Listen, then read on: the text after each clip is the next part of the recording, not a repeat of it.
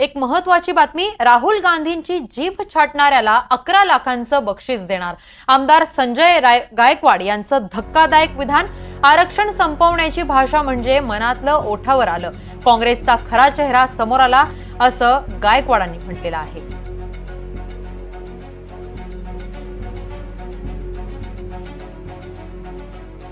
काँग्रेसचे ज्येष्ठ नेते राहुल गांधी यांनी विदेशामध्ये जाऊन माझ्या देशातलं रिझर्वेशन आम्हाला संपवायचं आहे अशा प्रकारचं वक्तव्य त्या ठिकाणी केलं। म्हणजे काँग्रेसचा खरा चेहरा आणि त्याच्या पोटातली मळमळ त्यांनी त्या ठिकाणी ओकून दाखवली।